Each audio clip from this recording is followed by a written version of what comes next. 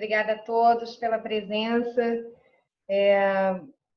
Damos início ao nosso webinar de hoje, as principais iniciativas da Fiocruz no enfrentamento da Covid-19. Todos muito bem-vindos. Agradecemos a presença dos associados da BPI, de nossos convidados da Fiocruz e do Instituto Nacional da Propriedade Industrial. Agradecemos igualmente a presença da doutora Eliane Lage, diretora de patentes, que se encontra conosco hoje no webinar. Eu lembro aqui que a BPI é uma associação sem fins lucrativos e o propósito de custo da inscrição para aqueles que, porventura, pagaram, destina-se apenas para custos da organização do evento. Eu vou iniciar nosso webinar apresentando a todos os nossos coordenadores da Comissão de Patentes da BPI. O Dr. José Eduardo Filgueiras, diplomado em Engenharia Civil pela Universidade Gama Filho, com anos de experiência na área de propriedade industrial, sócio do escritório Montauri Pimenta Machado e Vieira de Mello e co-coordenador da Comissão de Patentes da BPI. Igualmente temos aqui a nossa moderadora, a doutora Ana Miller. A doutora Ana Miller também coordenadora da nossa comissão, doutora em Tecnologia de Processos Químicos e Bioquímicos pela Universidade Federal do Rio de Janeiro, pós-graduada em Gestão Empresarial e Tecnológica da Indústria Química e Engenharia Química também pela UFRJ. Iniciou sua carreira profissional na área de patentes, da Coordenação de Gestão Tecnológica da Fundação Oswaldo Cruz e desde 2010 é sócia da Barbosa Musnic Aragão, coordenadora, como eu já falei, da Comissão de Patentes da BPI. Nós recebemos hoje com muita honra o nosso convidado, o Dr. Mário Santos Moreira, vice-presidente de Gestão e Desenvolvimento da Fiocruz, qual será apresentado pela nossa moderadora, doutora Ana Miller, para quem eu passo a palavra e agradeço mais uma vez a honra de recebê-los todos aqui hoje. Obrigada, Érica. Obrigada a todos que estão aqui conosco, em nome da BPI, da Comissão de Patentes. É um prazer tê-los todos aqui conosco. Um enorme prazer contar com a presença do Mário Santos Moreira aqui nesse nosso bate-papo. Primeiro, eu acho que prazer para todos nós, como brasileiros, termos uma instituição como a Fiocruz, que agora em maio completou 120 anos, com uma liderança incrível na área de biotecnologia, ensino, treinamento, produção de medicamentos, pesquisa básica e aplicada. Eu, em particular, um carinho ainda mais especial, porque foi onde eu comecei a minha carreira profissional, quando saí da universidade e fui, então, abraçada pela Fundação Oswaldo Cruz, onde tive o prazer de trabalhar na área de patentes durante muitos anos e onde tenho certeza que boa parte do conhecimento que eu tenho hoje foi calcado ali na instituição. Então, um prazer enorme estar aqui com o Mário. Já tinha alguns anos que a gente não se via e ele com uma carreira muito profícua na instituição. Vou ler aqui brevemente o currículo dele. Mário é doutor em Políticas Públicas pela Universidade Federal do Paraná. Fez estágio no Centro de Estudos Sociais da Universidade de Coimbra, em Portugal. É mestre em Gestão da Inovação e Tecnologia pela Sussex University do Reino Unido. Mestre em Saúde Pública pela Escola Nacional de Saúde Pública.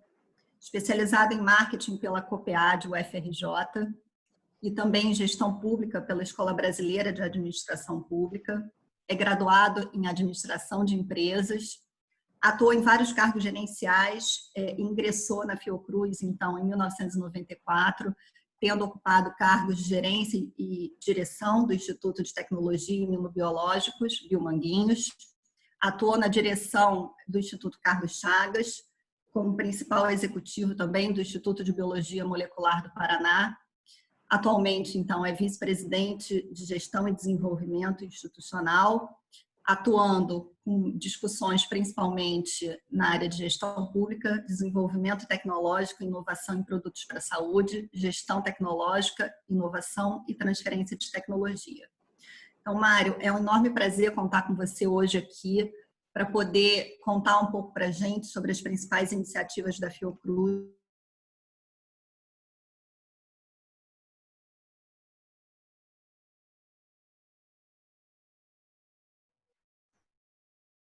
Não sei se para todos.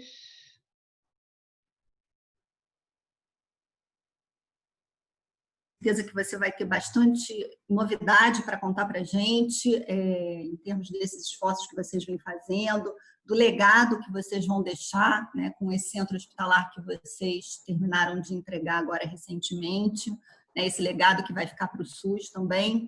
Então, eu acho que tem várias iniciativas que a gente quer ouvir aqui, e a ideia, então, é que o Mário fale durante em torno de 30 minutos, e em seguida a gente vai abrir para um bate-papo e para as perguntas que venham do auditório, tá bom? Muito obrigada, Mário, a palavra é sua.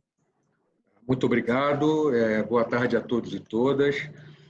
Em nome da Ana Miller, eu queria saudar a diretoria da BPI e agradecer pelo convite, ao mesmo tempo em que eu saúdo a audiência. Espero que a gente tenha uma boa troca, por isso que eu prefiro falar até um pouco menos e para abrir mais o debate. Eu começaria dizendo que eu vou fazer chamaria de uma palestra mais provocativa para o debate do que propriamente explanatória. Eu não tenho, hoje, por exemplo, acabei de participar de uma reunião de Conselho Superior da Fiocruz, diretivo da Fiocruz, e cada hora que eu escuto alguma pessoa falar, eu tomo conhecimento de uma novidade, de uma nova área, uma iniciativa em que a Fiocruz está atuando. Então, não vou conseguir dar conta de tudo, mas eu vou me concentrar naquelas questões mais centrais que a gente tem se dedicado com um esforço institucional imenso para dar conta de uma gravíssima crise sanitária. Vou começar dizendo que a Fiocruz, como a Ana bem lembrou, completa 120 anos, né? No dia 25 de maio passado. Nós, nos últimos 2 anos, havíamos planejado uma celebração de gala para essa data, não só como uma efeméride, mas como, sim, uma possibilidade da gente discutir o papel da ciência, da tecnologia no Brasil, do complexo econômico industrial de saúde, da saúde global. Enfim, tínhamos uma agenda intensa do ponto de vista político, cultural, inclusive recreativo também para os funcionários, mas tudo isso deu lugar a uma dedicação integral, total, 24 horas por dia, todos os dias da semana, ao enfrentamento da pandemia. Eu diria que, evidentemente, descontando a tristeza que essa situação traz consigo, né? Estamos superando 40 mil mortes, e eu aqui me coloco solidário a todas as famílias que perderam seus entes para essa terrível situação, essa terrível doença, que a Fiocruz, diante disso tudo, se viu diante de uma oportunidade para reafirmar a sua trajetória, a sua história e a sua vocação de saúde pública, de instituição de ciência e tecnologia, que atua em diversas áreas do conhecimento, diversas áreas até do domínio econômico, e que, portanto, embora tenha exigido muito da gente, esteja exigindo muito da gente, é da nossa própria natureza, né? A Fiocruz foi criada ao meio de uma pandemia. O Oswaldo Cruz foi recrutado de volta ao Brasil, estava no Instituto Pasteur, justamente para contribuir no enfrentamento de uma grave crise sanitária que se abalava sobre o Brasil e que tinha impactos muito negativos na inserção do Brasil no comércio internacional, sobretudo no fechamento de portos, e, portanto, voltamos agora, depois de 120 anos, a uma situação muito parecida, que tem desdobramentos sociais terríveis, mas também políticos e econômicos, né? A Fiocruz, como vocês sabem, né, ela tem uma atuação na área de saúde bastante ampliada, né? Nós trabalhamos desde pesquisa básica, pesquisa aplicada, desenvolvimento tecnológico, produção em escala industrial, formação de quadros em politecnia, formação de quadros em pós-graduação, seja na área mais relacionada à saúde pública coletiva, mas seja na área das ciências biomédicas também. Temos 34 programas de pós-graduação. Talvez a gente seja a maior instituição não universitária do ponto de vista de pós-graduação. Temos também uma atividade em apoio a Anvisa, no Instituto Nacional de Controle de Qualidade de Saúde, é um braço operativo da Anvisa. Temos atividades culturais, temos atividades de preservamento do nosso patrimônio histórico, da nossa história. Enfim, a Fiocruz é ampla, plural. Para vocês terem uma ideia, hoje, a nossa atividade industrial, dependendo do indicador que se use, ela pode estar entre o 5º e o 8º lugar das indústrias que atuam no Brasil, considerando as multinacionais.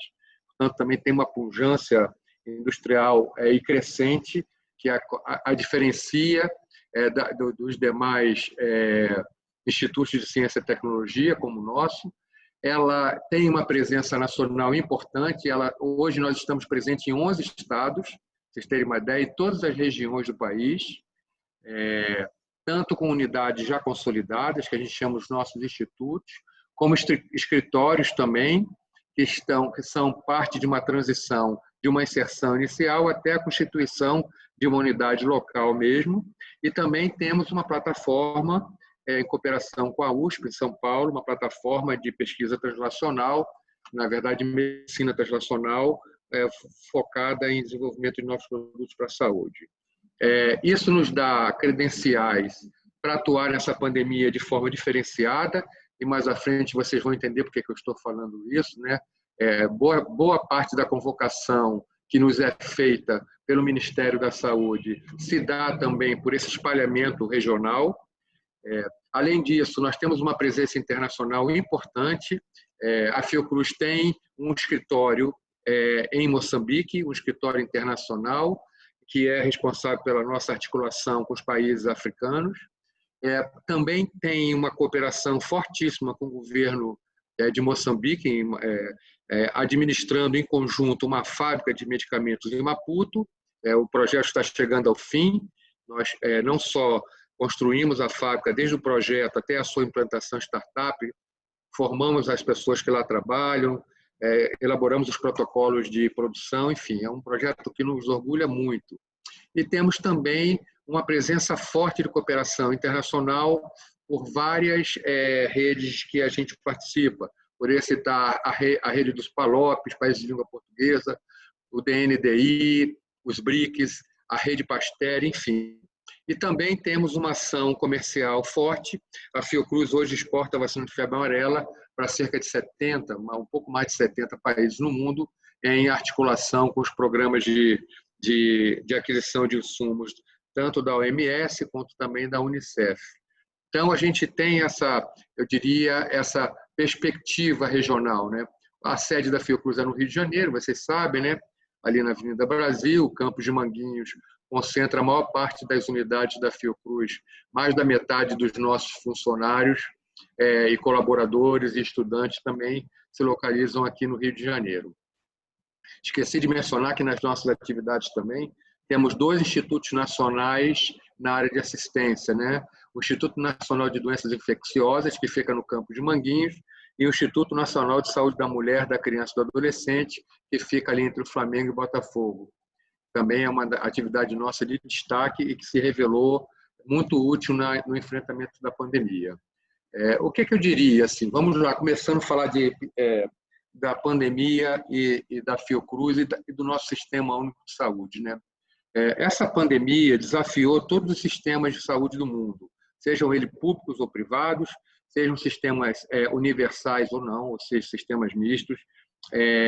Todo mundo foi colocado em xeque, não houve nenhum sistema, que não fosse colocado em estresse máximo pelas dimensões e pelas características dessa pandemia, né? No Brasil não podia ser diferente, evidente, ainda que houvesse uma iniciativa de preparação para a pandemia, ninguém poderia propor lá em meados de fevereiro, janeiro e fevereiro, as dimensões disso aqui no Brasil, no Hemisfério Sul, na verdade. Mas eu diria para vocês que nos meus 25 anos de atuação no SUS, eu nunca vi nada igual, de tanta pressão, seja na vigilância em saúde, né, que foi, eu diria, na vigilância epidemiológica, sobretudo, mais desafiado dos sistemas nossos, mas no nosso sistema de assistência também, tanto público como privado, e que lá para o final da apresentação eu falo um pouco sobre aprendizado, né? A Fiocruz, ela se concentrou no início da sua atuação, em pactuação com o Ministério da Saúde, em algumas questões que eram, eu diria, mais urgentes em determinadas fases da pandemia. No início, vocês devem lembrar, puxados pela própria Organização Mundial de Saúde, os países iniciaram uma estratégia de testagem maciça da população, né? A princípio, com testes moleculares, né, RT-PCR, foi o padrão ouro, inclusive com a divulgação dos alvos moleculares pela OMS, pelo CDC e pelos países da Europa também, alvos moleculares que seriam os mais adequados para a detecção do vírus.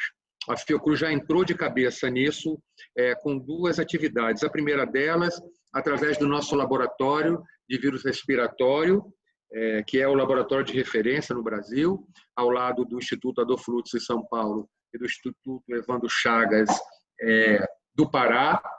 Entramos firme na capacitação nacional dos laboratórios, da nossa estrutura pública, né, de vigilância, sobretudo os laboratórios centrais de saúde pública e alguns laboratórios de referência também.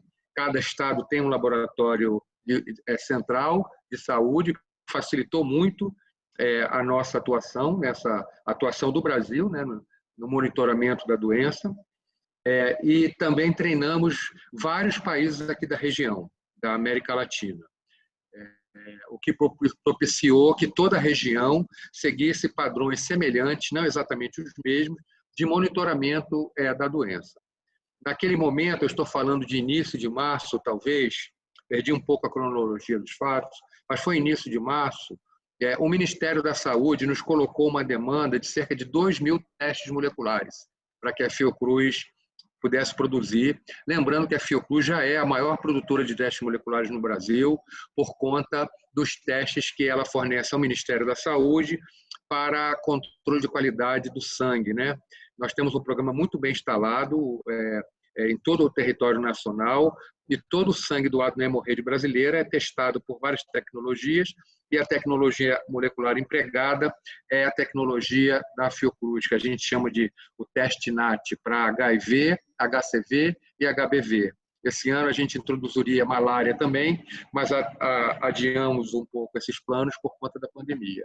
Por conta dessa capacidade industrial, o Ministério convocou a Fiocruz para que a gente pudesse produzir cerca de 2.000 testes, que não seria nada extraordinário. Já tínhamos conhecimento dos alvos moleculares, como eu falei para vocês, mas logo em seguida, em 2 semanas, essa demanda aumentou para 20.000 testes. Também nada extraordinário. 2 semanas após isso, portanto, 4 semanas após a primeira demanda, o Ministério já nos solicitou que a nossa escala de produção atingisse, nos próximos 3 meses, 1 milhão de testes. 1 milhão de testes, só abrindo parênteses, é mais do que a nossa produção anual atual. A gente produz cerca de 600, 700 mil testes por ano e o Ministério já havia, então, nos demandado 1 milhão de testes. Em meados de abril, para o final de abril, essa demanda subiu para 11,7 milhões de testes. Para vocês terem a ideia do desafio que foi colocado para a Fiocruz. E nós, enfim, em situações limites de operação industrial, eu diria, trabalhando 24 horas por dia, 7 dias por semana, conseguimos engrenar um ritmo de produção para dar conta dessa produção.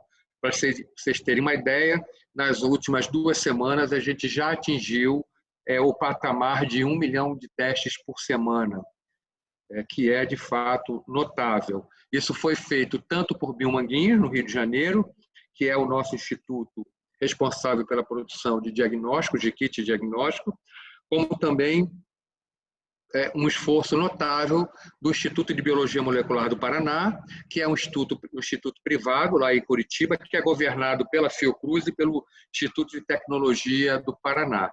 Ambos entraram nesse esforço e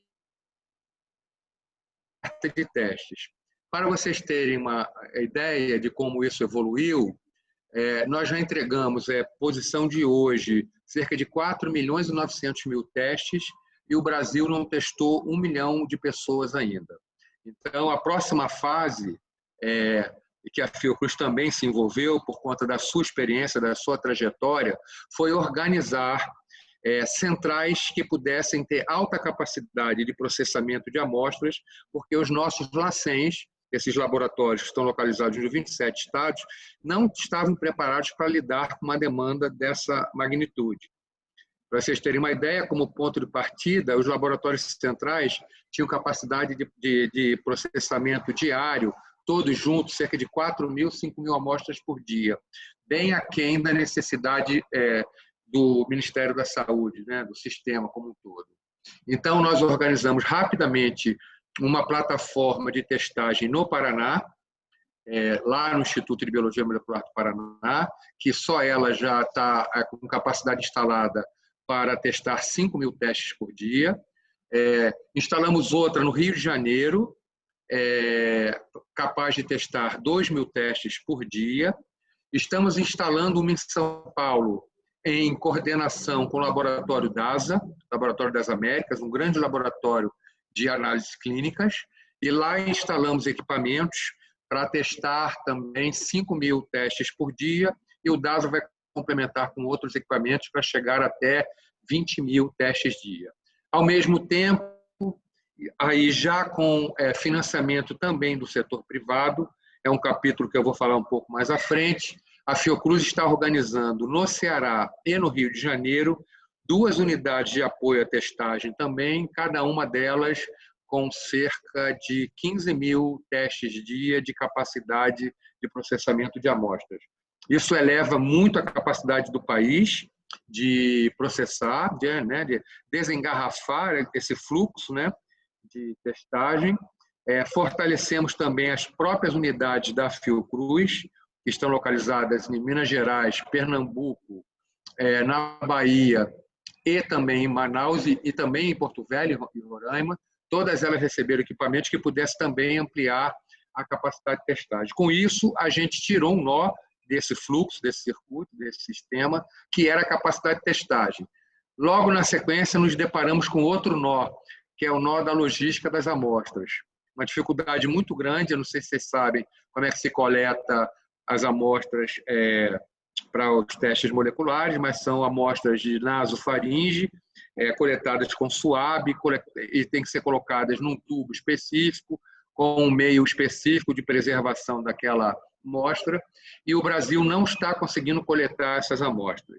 Então, a nossa fase agora, eu diria, segunda-feira estamos no grupo técnico do Ministério da Saúde para discutir isso, a Fiocruz também entrar na logística de coleta de amostras e de distribuição nacional mediante um sistema nem tanto sofisticado que administre essas filas que temos hoje nos laboratórios de centrais de saúde pública e que canalize boa parte dessas amostras para as centrais que eu disse aqui para vocês que estamos organizando. A central do Rio de Janeiro, a gente começou a construí-la tem exatamente 2 semanas e provavelmente na sexta-feira que vem ela está sendo posta em operação nas atividades, nos protocolos de ramp-up.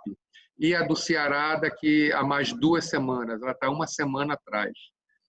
Isso também denota um aprendizado que a Fiocruz teve que ter de contratação e construção num período de pandemia, num período de total urgência, mas estamos conseguindo dar conta desse desafio. É um desafio e esse desafio, eu diria, que é o que nos provoca como um dos temas mais centrais na projeção de um sistema único mais fortalecido para que o país possa enfrentar pandemia, se não dessa magnitude, mas algumas situações em que a gente já vivenciou e que certamente vai vivenciar de novo, como dengue, zika, chikungunya, febre amarela. Eu acho que o legado que a Fiocruz pode dar, não só a estruturação de um sistema de vigilância, mas também da proposição de uma política nacional que possa fazer com que essa estrutura de laboratório de referência, de centros de vigilância em saúde, dos laboratórios centrais de saúde pública e da própria Fiocruz, sistemas que possam contar com as tecnologias hoje que estão plenamente disponíveis, não só de diagnóstico, mas sobretudo de informação. né? Não é possível hoje a gente esperar 2 semanas para que entre a realização de um teste e que o governo central tenha acesso ao resultado desse teste. Isso é impensável com as tecnologias de informação que a gente tem. E, ao mesmo ponto, para fechar esse capítulo da testagem, eu diria também que a Fiocruz se ressente, analisando essa situação, de uma maior integração entre o nosso sistema de vigilância epidemiológica e o nosso sistema de atenção básica e atenção primária. Hoje, se isso tivesse melhor integrado, nossos agentes de saúde comunitários, nossos agentes de saúde da família poderiam estar cumprindo um papel fundamental no acompanhamento ativo de busca de pessoas infectadas, em busca dos contactantes, enfim. Essa malha do SUS, eu acho que ela não foi plenamente colocada à disposição do enfrentamento da pandemia. É um aprendizado que fica. A outra questão também que a gente entrou forte, a partir de uma demanda do próprio Ministério da Saúde, mas também da Secretaria de Saúde do Rio de Janeiro, foi o oferecimento, a organização de um centro hospitalar para oferta de leitos de UTI e de terapia semi-intensiva. Nós tomamos essa decisão na última semana de março, mais ou menos, após reunião com o ministro da Saúde e com o secretário de Saúde do Estado do Rio de Janeiro.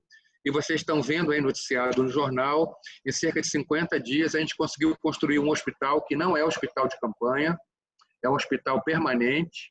Claro que a gente vai discutir mais à frente a manutenção ou não desses 200 leitos, mas o hospital está pronto, operando e crescendo o número de pacientes internados à medida que o sistema de regulação do Estado do Rio de Janeiro consiga administrar bem a fila. Nós estamos com problema quanto a isso, estamos tentando nos ajustar, mas hoje esse hospital, eu acho que, posição dessa semana, já está perto de 90 pacientes, entre 80 e 90. A nossa expectativa é que aumente mais 50 pacientes ao longo das próximas 2 semanas, para que fique com uma ocupação ótima, deixando aqueles leitos de urgência que são já previstos nessa situação.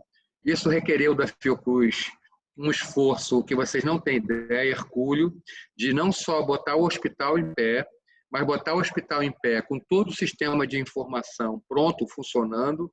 E esse hospital já foi concebido na perspectiva de um hospital sem papel, ele é todo gerenciado, tanto prontuário médico, como exames e tudo mais, em meio digital. Contratação de cerca de 1.100 pessoas aproximadamente para operar o hospital. Não foi fácil encontrar médicos intensivistas, enfermeiros intensivistas, enfermeiros e outras especialidades médicas, mas também com todo o outro aparato que nós tivemos que montar, fisioterapeutas, psicólogos, assistentes sociais, enfim, porque nós partimos de um modelo de hospital dentro daquilo que a gente acredita que seja um hospital adequado à população, humanizado, com espaço para a família, atendimento, articulado com as demais secretarias de saúde, tanto estaduais como municipais. Isso também foi um desafio importantíssimo para a gente, importantíssimo mesmo. Mas está indo bem e, como a Ana falou, isso nos orgulha muito ter conseguido fazer isso. Espero que a gente salve muitas vidas ali. A outra ação que a gente está concentrando esforços está se dando de 2 maneiras, na verdade. A primeira delas, você sabe, nós temos 2 unidades, 2 institutos tecnológicos que também são institutos Fabris, né? Farmanguins produz medicamentos e Biomanguins vacinas, biofármacos e kits diagnósticos. Nós estamos no campo do medicamento já produzindo em escala o Tamiflu, eu esqueci aqui o nome correto da molécula, mas estamos produzindo em escala porque o Ministério também tomou todas as precauções para que a epidemia, que é natural, esperada, né, ou pelo menos os casos em grande escala de influenza, não se misturassem e conturbassem mais a situação com os casos de coronavírus. Então, já estamos produzindo e estamos preparados, evidentemente, com o mapeamento de toda a cadeia de fornecimento internacional e nacional, de todas as possíveis drogas que possam se mostrar efetivas no tratamento da Covid em qualquer uma das suas fases. A Fiocruz foi convidada para fazer parte de um estudo internacional, Solidarity, para testar cerca de 6 drogas em conjunto, né, com vários arranjos diferentes, para que a gente pudesse chegar a um consenso internacional em bases científicas de qual seria o melhor tratamento terapêutico. Então, eu diria que Farmanguinhos está lá postos, atento, assim que esse resultado sair, e talvez até com um movimento antecipatório. Nós estamos até considerando isso, que a gente faça alguns estoques estratégicos, como a gente vai fazer também, muito provavelmente, para a vacina, que é o capítulo que eu chego agora. Igualmente ao Solidarity, para discutir a questão dos medicamentos, a Organização Mundial de Saúde também tentou alguma alternativa parecida para vacinas, mas essa está numa fase muito inicial e a Fiocruz está monitorando. Mas, paralelo a isso, nós estamos, em conjunto com a Secretaria de Ciência, Tecnologia e Insumos Estratégicos do Ministério da Saúde, fazendo um trabalho intensivo de prospecção de todos os projetos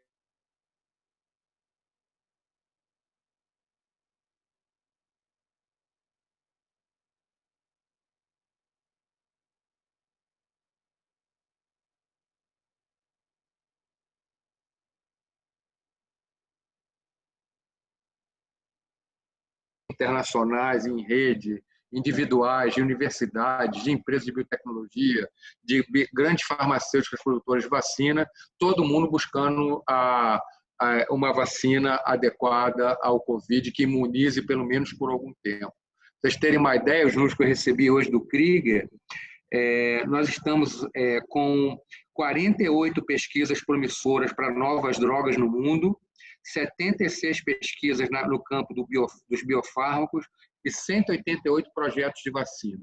Isso denota não só, claro, a importância da vacina numa epidemia dessa natureza, numa epidemia de vírus respiratório, sobretudo, que pode requerer revacinações anuais, mas também é um sinal para a gente do entendimento mundial, quase consenso, de que essa pandemia não se encerra num curto prazo. Ela pode ter manifestações diferentes do ponto de vista quantitativo, em ondas menores ou maiores, mas que a vacina, de fato, será o grande divisor de águas para que a gente supere essa situação.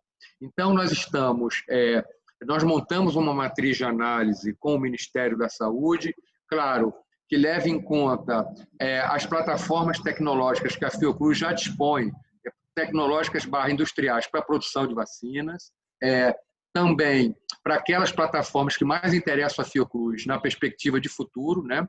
A Fiocruz é um grande produtor e tem, hoje em dia, um grande empreendimento para ampliar sua capacidade produtiva, ao final eu vou falar um pouco sobre isso, e também do ponto de vista de tempo em que essas vacinas, esses projetos vão superar as fases clínicas para se mostrarem de fato efetivas e poderem obter seus registros. Eu entendo que, aí uma opinião ainda, eu sei que esse assunto está em discussão, que o processo de registro dessas vacinas será diferenciado em condições de fast track, dada a urgência da situação. Ao mesmo tempo, vocês devem estar também acompanhando, a produção da vacina mundial para a Covid é um elemento de preocupação, e abro um parênteses aqui, a origem dessa preocupação foi a situação de altíssima dependência que todos os países viveram em relação a alguns insumos para enfrentamento da pandemia, né? Foi extensamente noticiado aí na televisão a dificuldade que os países, mesmo os países centrais, encontraram na compra de equipamentos hospitalares, para aumentar a oferta de leitos de UTI semi-intensivos, mas também coisas básicas, como equipamento de proteção individual, como a gente chama aqui, pijamas médicos, propé, luvas, máscaras.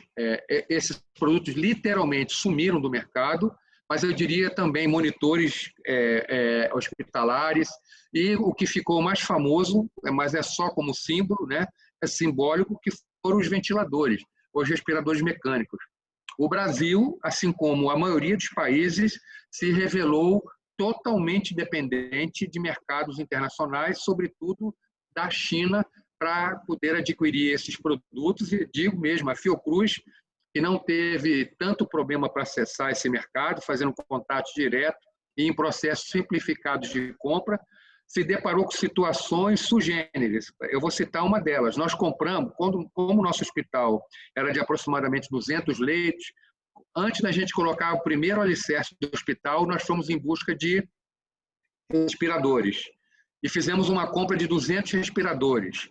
E para garantir a entrega, nós mandamos um avião para a China, não me lembro qual era a cidade, e lá chegando, o avião ficou estacionado 7 dias, e a empresa, conforme ia produzindo, ia colocando os ventiladores dentro do avião. Chegamos a ter 150 ventiladores embarcados e estávamos aproveitando, inclusive, o mesmo avião, na medida do possível, é claro, para trazer também para o Brasil insumos de biologia molecular para produzir os testes moleculares.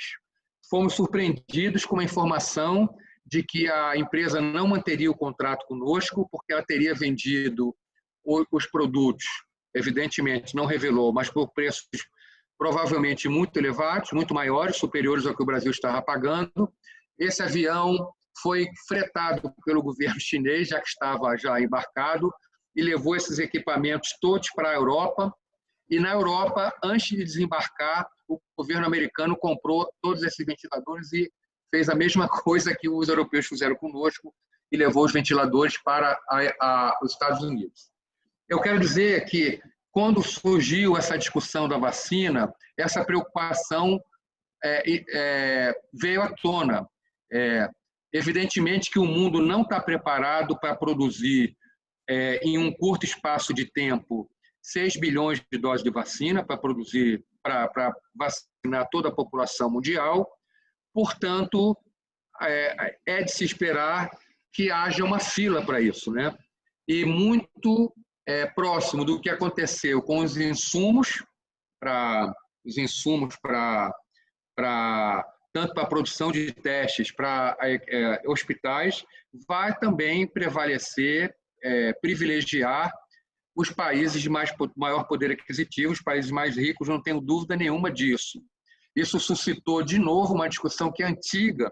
Eu me lembro dessa discussão há mais de 30 anos, da vacina como um bem público. Estão tentando recuperar essa ideia para que os países menos favorecidos não possam ficar ao final da fila e, portanto, longe da solução que seria ideal, que era vacinar a sua população. Nós estamos muito preocupados com isso. E desde a gestão do ministro Mandetta, a gente vem tomando ações para que o Brasil não fique fora desse esforço. Seja como desenvolvedor de uma possível vacina, seja como incorporador de uma tecnologia já desenvolvida no exterior, mas principalmente seja como produtor de uma vacina assim que ela for desenvolvida e assim que ela for reconhecida como imunizante. Então, estamos nessa fase, como eu disse para vocês, para e passo com o Ministério da Saúde. Evidentemente, nós temos outros produtores nacionais de vacina que estão buscando alternativas e acho isso muito bom, porque vai ser uma corrida super arriscada. Lembro para vocês que tem vacinas que falharam até na fase 4, de pós-mercado, mas a situação nos leva para esse afunilamento de decisões. Vamos escolher 2 ou 3 vacinas, as mais promissoras, e com todos os fabricantes já estamos assinando os devidos acordos de entendimento, acordos de sigilo, e mais do que isso, garantindo também que os estudos clínicos sejam desenvolvidos também no Brasil sob nosso acompanhamento. Isso foi um avanço importante e a gente se coloca, enquanto Fiocruz, também enquanto Ministério da Saúde. O ministro da Saúde é signatário de todas essas tratativas com as empresas e com as universidades com as quais nós estamos negociando. Então, estamos nesse pé, na expectativa, no acompanhamento disso. Eu diria que, além dessas 3 grandes ações, eu diria 4, na verdade, destacando um pouco o medicamento de vacina e diagnóstico, mas também numa questão muito importante, que é a ajuda humanitária às populações mais desassistidas, né? Nós estamos vendo, inclusive como a pandemia se movimenta em outros países, que ela se manifesta socialmente de forma muito dramática, né? Sobretudo agudizada pela questão do isolamento social, que, por um lado, impede as pessoas, a gente sabe disso, num país como o Brasil, que não tem condições de uma política mais agressiva e mais abrangente de renda, né, de renda compensatória durante essa pandemia, mas também das condições de vida de boa parte da nossa população, da saúde dos presos, das pessoas privadas de liberdade, dos indígenas, das pessoas sob condições adversas de moradia. Essa epidemia, a gente já tem dados para isso, se manifesta mais gravemente, de uma forma mais contundente sobre essas populações. Então, a Fiocruz também, com a ajuda do setor privado, tem dedicado atenção a isso. Evidentemente que a gente não tem hoje condições de atuar como deveria estar atuando frente à necessidade, uma pujança em todo o território nacional, mas estamos buscando fazer o máximo, inclusive com a ajuda do setor privado, para que essas populações não fiquem totalmente desassistidas. Tá?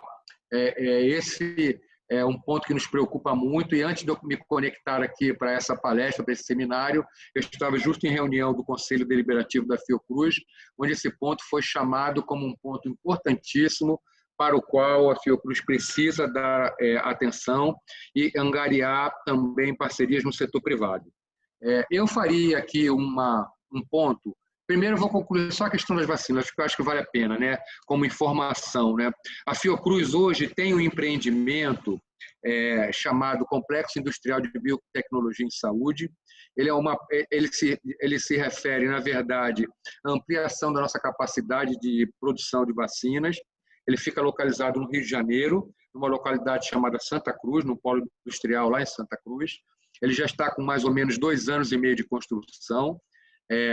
Nas preparações para que a gente receba a superestrutura, com boa parte dos equipamentos já comprados e agora na dependência de assinatura de uma nota técnica pelo Ministro da Saúde para que a gente possa lançar o edital de construção dessa fábrica, desse complexo industrial, que tem capacidade para processar 120 milhões de frascos de vacina ano. Vocês terem uma ideia, a capacidade hoje de Biomanguinhos é de 20 milhões de doses, de frascos de vacina ano. Então, portanto, ele multiplica por 6, praticamente, a nossa capacidade atual. Esse projeto foi pensado há muitos anos atrás e uma das justificativas que a gente tinha para ele, ao lado da autossuficiência, do Programa Nacional de Imunizações e da possibilidade da Fiocruz se tornar um ator no campo das vacinas de atuação internacional para além da vacina de febre amarela, a gente citava naquele momento também o risco de pandemias que iriam requerer a produção rápida de grandes doses de vacina. É pena que esse empreendimento não esteja pronto ainda. Nós estamos licitando agora para essa fase final num regime de build to suit, ou seja, serão investidores que construirão o prédio e a Fiocruz recebe o prédio e por ele paga o aluguel durante algum tempo até que o investidor tenha o seu recurso, o seu investimento retornado e esse prédio passa, então, a incorporar essas instalações ao patrimônio da Fiocruz. Eu faço destaque para isso porque a gente costuma falar na Fiocruz que esse é o nosso castelo para os próximos 120 anos, porque é algo, de fato, que dá uma nova dimensão ao país do campo das vacinas, lembrando que a nossa capacidade de produção, sobretudo centrada no Butantan e na Fiocruz, se encontra perto já da exaustão, estamos no limite, e, por exemplo, para produzir essa vacina para coronavírus, a Fiocruz vai ter que paralisar uma das suas áreas de produção de biofármacos. Então, a gente está sempre nessa troca. Quando houve a epidemia de febre amarela, tivemos que reduzir a produção de sarampo, e assim sucessivamente. Então, é uma planta que eu chamo a atenção, vocês vão ouvir muito falar dela quando o edital for publicado. Por fim, já não é mais no campo das ações da Fiocruz, mas eu teria outras coisas para falar. Eu poderia dar um destaque aqui também à questão da informação. A Fiocruz criou vários sistemas de informação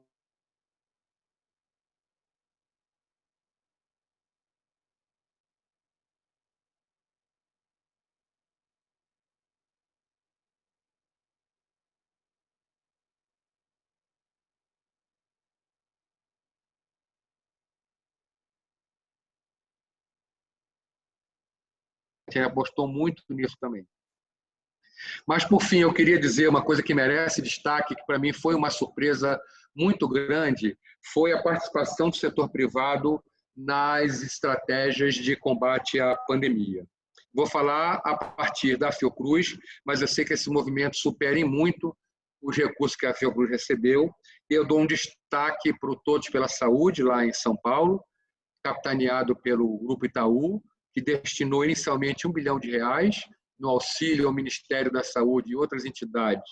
Em todos os campos que eu falei aqui de atuação da Fiocruz, estão atuando fortemente na ampliação da testagem, na ampliação da oferta de leitos, posso dizer mais, na logística de amostras, enfim, eles estão ajudando bastante numa articulação muito próxima com o CONAS, com o CONASEM, com o próprio Ministério da Saúde, e num capítulo especial na área da testagem com a própria Fiocruz. Também o setor bancário foi, eu diria, bastante importante na doação de recursos para a Fiocruz.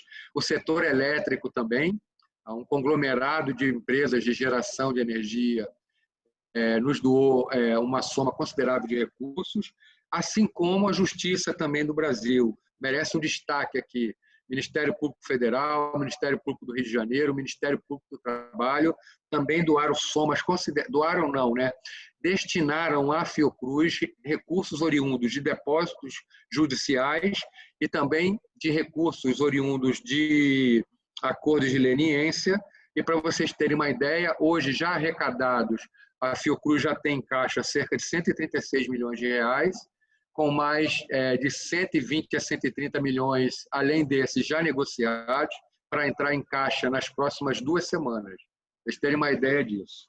Ao mesmo tempo, vale destacar aqui que todos os recursos que a Fiocruz hoje necessitou foram aprovados, primeiro, pelo Executivo, que tem direcionado recursos para o enfrentamento da pandemia pela via das medidas provisórias, né, que envia ao Congresso, na medida em que esses créditos extraordinários não competem com o esforço fiscal do governo, são créditos que o Congresso tem chamado de orçamento de guerra. E, por outro lado, o Congresso Nacional também tem atendido integralmente os pleitos da Fiocruz. Para vocês terem uma ideia, objeto de 3 medidas provisórias, uma em março, uma em abril, uma em maio, a Fiocruz recebeu do governo federal R$ 1.190 bilhões, concentrados basicamente na questão da testagem, na questão hospitalar e na questão da produção de equipamentos. Provavelmente, esses recursos vão aumentar em valor.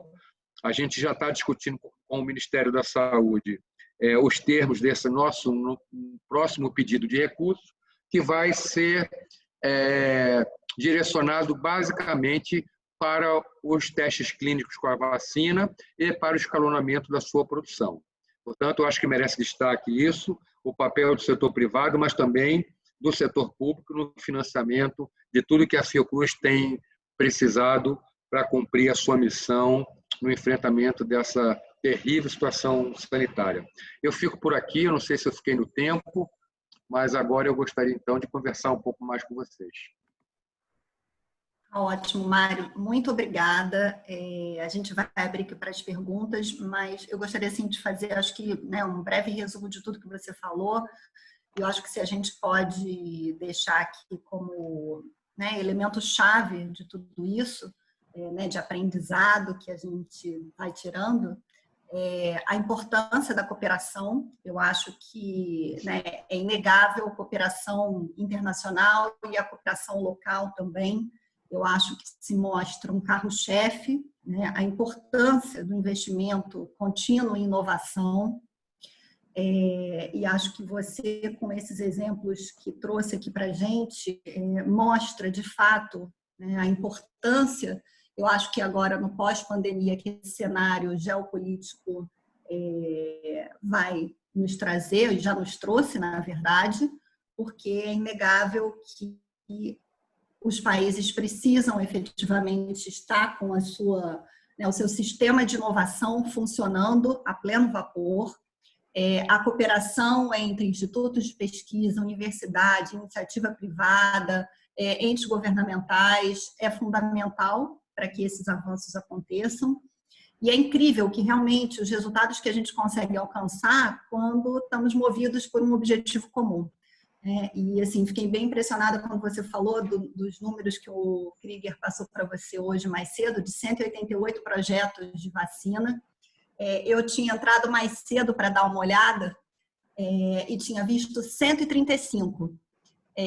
Vocês, obviamente, estão muito com as informações muito mais atualizadas do que a gente, mas o que eu quero dizer é que, como em pouco tempo, realmente, a gente já tem muitos projetos em andamento quando a gente olha para a parte de vacinas, todos os investimentos globais que vêm sendo feitos e como a parte regulatória também foi sendo adaptada e vem sendo facilitada na medida do possível, né, com a junção de algumas fases clínicas. Então, tem, pelo que eu vi, talvez até já tenham números diferentes, mas a gente tinha só uma vacina em teste fase 2, fase 3, né, que já começa com a testagem em larga escala.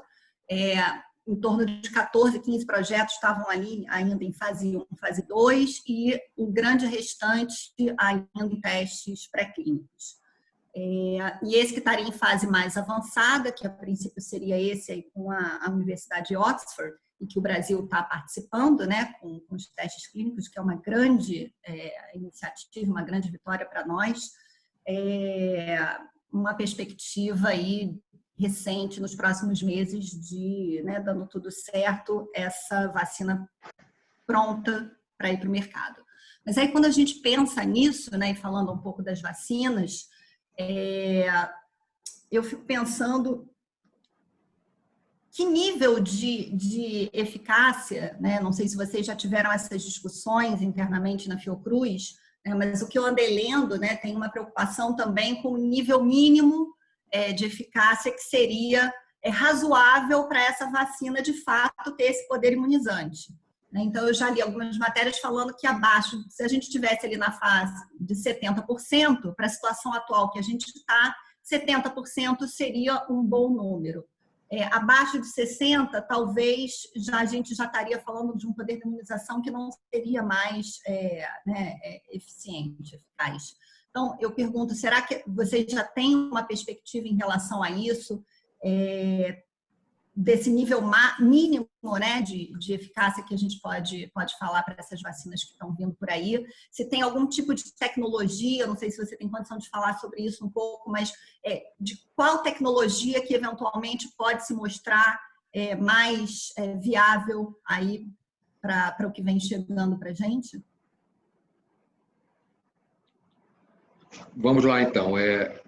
Antes de entrar na questão das vacinas, vou ter uma certa dificuldade para falar, mas eu vou tentar. O que você observou, você fez uma síntese boa, mas eu queria destacar um outro ponto também, que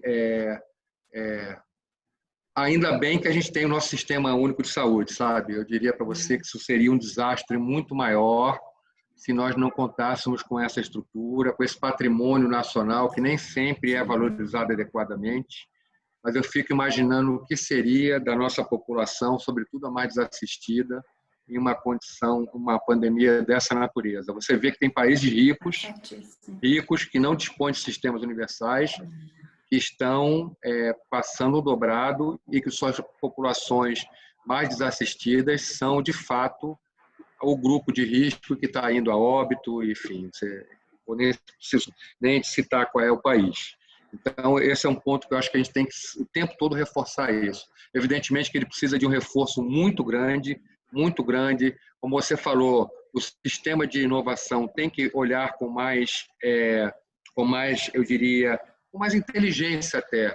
O sistema de saúde brasileiro ele não é só um sistema de gastos, Carlos Gadelha fala muito bem sobre isso. É um sistema de possibilidades, de inúmeras oportunidades, inclusive para a gente sair da crise econômica que a gente se encontra agora. Eu fiz uma conversa na segunda-feira à noite com o grupo, aquela Associação Brasileira de Indústria de Base, e eles estão convencidos disso também, que a saúde é uma das saídas mais promissoras para que a gente volte a investir em infraestrutura, em tecnologia e tudo mais, já que ela emprega também uma boa parcela da população brasileira. Por outro lado, eu queria dizer também uma outra coisa que é importantíssima, que eu tenho um papel aqui de falar em nome da presidência da Fiocruz, eu tenho que ressaltar isso também. Eu acho que a Fiocruz está cumprindo o seu papel, não tem dúvida nenhuma, mas eu diria que em alguns momentos a gente até ultrapassa isso, sabe? A gente está indo além do que a gente seria cobrado em condições razoáveis, quer dizer, ninguém da Fiocruz seria penalizado se estivesse fazendo menos do que isso. Mas não é isso que nos move. A gente está, de fato, e aí com um risco muito grande mesmo, vocês não têm ideia dos riscos que a gente está assumindo administrativos, de toda a ordem. A gente, desde o início, decidiu fazer um acordo com o TCU para que todas essas nossas ações fossem acompanhadas em tempo real, praticamente. Os processos estão sendo acompanhados assim, para e passo, mas a gente está erguendo estruturas em menos de 70 dias, no total de todas, em volumes grandes, mas com risco que não nos afetou, não nos amedrontou, porque a gente achou que seria muito útil para o Brasil e a Fiocruz não estaria honrando a sua trajetória se não tivesse avançado para essas áreas todas que ela está avançando. Vacina é o mais natural de todos, mas se responsabilizar, por exemplo, por toda a logística de amostras no Brasil, como a gente está prestes a fazer, ou construir um hospital de 200 leitos, isso supera muito, muito as atividades regulares, ordinárias da Fiocruz.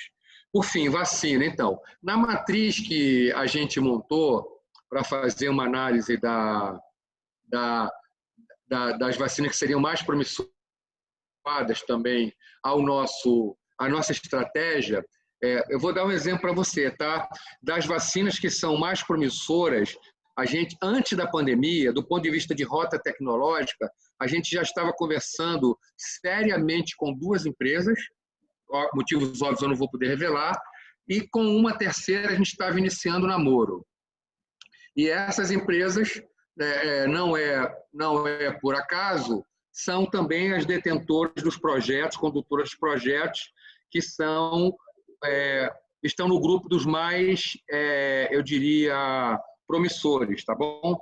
Então, a Fiocruz já havia algum tempo, dada a sua atividade de prospecção, mirado em projetos que oferecessem novas plataformas tecnológicas para a gente, tá? Eu poderia dizer 2 ou 3 plataformas que nos interessavam muito, que eram vacinas de subunidade, vacinas de DNA, vacina sintética. A gente já estava monitorando isso, porque essas tecnologias elas são tanto úteis para a produção de vacinas, como também para biofármacos, tá? Então, nessa nossa lógica de uma empresa, de uma instituição, uma instituição que produz não só vacinas como biofármacos, a gente também tem essa atenção, eu diria, tecnológica, muito, eu diria, em prática, né? A nossa atividade de prospecção ela é muito ativa. Então, como eu diria, é claro, vacina de ácido nucleico já estava na nossa linha, vacinas de vetor de vírus inativado já é da nossa natureza produzir, mas a gente estava pesquisando vacina de vetor viral, vacina sintética e vacinas de subunidade proteica também, de proteínas, né? Então, isso facilitou muito. Para você ter uma ideia, tem empresa que a gente está negociando há 2 anos já a incorporação tecnológica. Isso nos dá uma certa condição. Evidentemente que se a vacina mais promissora for uma vacina baseada nessas tecnologias mais contemporâneas, a gente vai ter que ter um movimento antecipatório maior de gerar as condições industriais de produção. Isso tudo já está sob monitoramento, já está em discussão com o Ministério da Saúde, inclusive com a expectativa de investimentos para cada uma dessas rotas tecnológicas, tá? Então, é isso que eu posso dizer por enquanto. Eu diria para você que, para você ter uma ordem de grandeza, os investimentos não são tão altos. A gente tem considerado alguma coisa entre 20 milhões dos ajustes mais simples até cerca de 70 milhões de dólares para os ajustes mais complexos. Mas estamos prontos para isso. Isso, claro, evidentemente, pactuado com o governo, inclusive nas implicações de redução da produção de outros produtos, né? Como eu tive a oportunidade de comentar com vocês.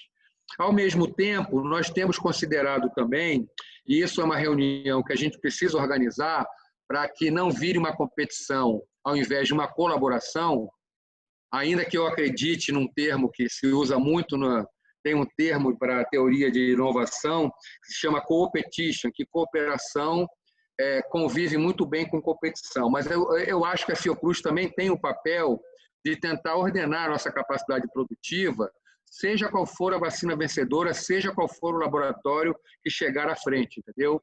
Porque quanto mais a gente tiver capacidade industrial, num período mais curto de tempo, a gente terá a capacidade de imunizar toda a população. Eu não sei se eu te respondi.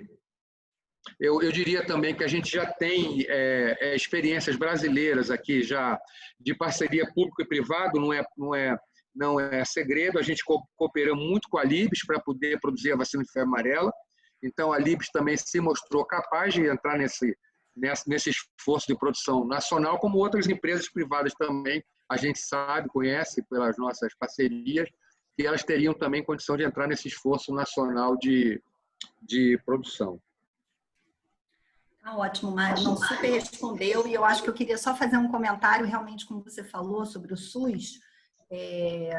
Semana passada eu estava assistindo a uma palestra de um médico e ele estava falando exatamente sobre a importância do nosso Sistema Único de Saúde, chegando, né, a qualquer canto desse Brasil, em que, se a gente for olhar nossa estrutura, né, somos um país que a gente poderia dizer que a gente tem vários países dentro do Brasil, né, com características completamente diferentes, e realmente o SUS, estando presente dentro desses territórios, nos lugares mais afastados, a gente tem o acesso da população a esse sistema. Então, eu acho que realmente é um mérito e a gente tem que realmente valorizar muito e falar sobre isso.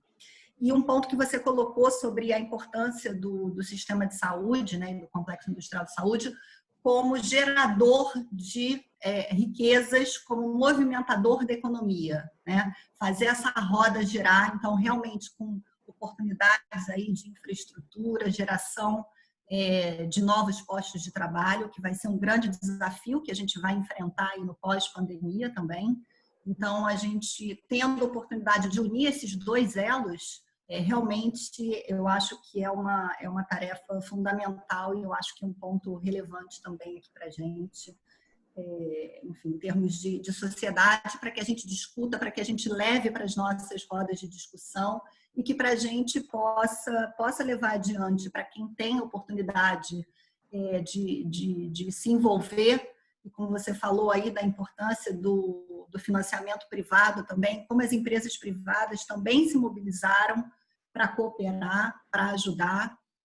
Então, eu acho que vocês também, que desenvolveram todo um modelo especial, e como você falou, enfrentando, né, esses desafios, um novo modelo de gestão, um modelo diferenciado para receber esses recursos extra-orçamentários, essas doações, que sem dúvida foram fundamentais para que vocês, nesse curto espaço de tempo, tivessem o centro hospitalar aí pronto, montado, rodando, já com, né, todas essas dificuldades que você relatou aqui para a gente, de acesso a equipamentos, medicamentos, acesso à mão de obra. Então, assim, foram realmente muitos desafios, e quando a gente percebe que a gente é capaz de fazer tudo isso, e a gente deixa de lado, né, aquela estirpe que a gente tem como brasileiro de achar que a gente não tem capacidade de se colocar né, no mesmo patamar, no mesmo nível de desenvolvimento das grandes economias. Então, eu acho que é uma lição que a gente vai tirar, sem sombra de dúvida, em relação a essas informações todas que você prestou aqui para a gente. E aí eu queria abrir aqui para os nossos membros do nosso auditório virtual, e a gente, Érica, você convidando aqui Ana, a doutora eu aqui, a gente tem ainda 20 minutinhos para perguntas, tá? Eu acho que o nosso tempo se esgota nesses 20 minutos, mas a doutora Eliane Lage, que vem fazer uma pergunta conosco, vem à mesa, aqui à nossa sala. Ela está chegando. Liane Latte é diretora de patentes do Instituto Nacional da Propriedade Industrial e junta-se aqui a nós para fazer os comentários e umas ponderações e perguntas para você. Oi, Liane. Tudo bem? Gabriel, estava prendendo o cachorro. Bem-vinda. Boa tarde a todos. Boa tarde, Mário, Eduardo, Ana Miller e todos os que estão nos ouvindo. Primeiro, parabéns, Mário. Foi muito bom ouvir vocês, ouvir tudo que a Fiocruz está fazendo. Assim, é para dar orgulho para qualquer cidadão brasileiro, não tenho a menor dúvida. E assim, eu vejo que o Covid ele trouxe para a Fiocruz uma oportunidade de se reinventar mesmo, né? De voltar o foco totalmente para a sua missão, que é a saúde do país como um todo, né? Então, o que você apresentou para a gente foi excepcional, que nos mostra todo o universo que envolve a saúde, toda a preocupação da Fiocruz, toda a logística da Fiocruz para poder lidar com esta epidemia, né? E muito interessante que essa epidemia ela acabou trazendo também oportunidades para que o INPI também pudesse fazer uma série de trabalhos voltados para a saúde, né? Um deles, eu não sei se você acompanha, a gente lançou um observatório do Covid, onde nós temos diariamente uma série de publicações vinculadas a tudo que é publicado no mundo sobre o Covid. Esse observatório ele tem sido bastante acompanhado, a gente tem recebido, inclusive, várias consultas de vários lugares do mundo. Então, tem sido uma oportunidade também para a gente trabalhar junto. Além disso, nós lançamos, porque um dos primeiros destaques da epidemia do Brasil foi exatamente a questão da inovação, né? A nossa dependência para insumos, para qualquer tipo de aparelho, e principalmente os insumos médicos, nos trouxe uma preocupação muito grande e o INPI viu também nesta oportunidade uma forma de incentivar a inovação e principalmente a inovação na área da saúde.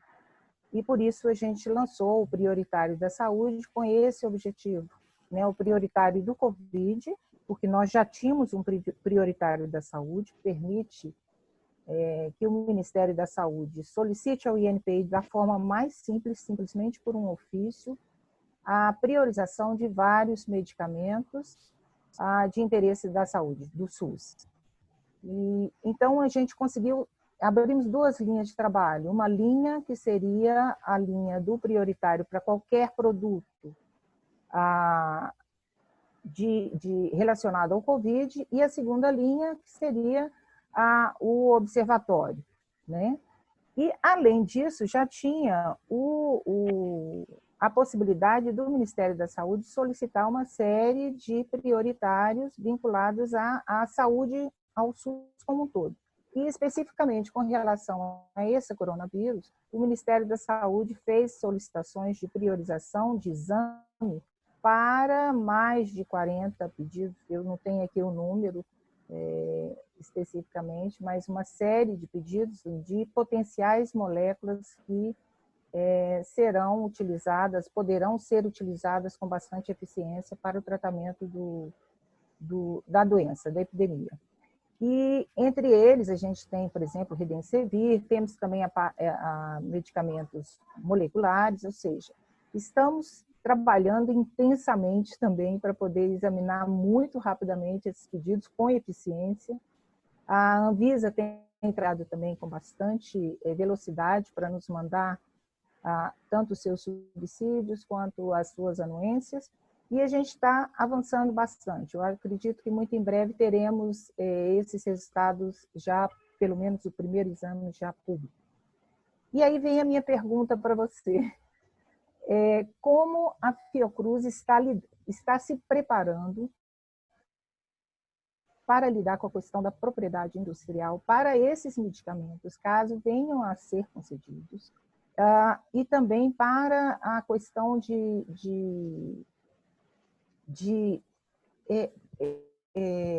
preparo para que o país tenha o acesso a esses medicamentos.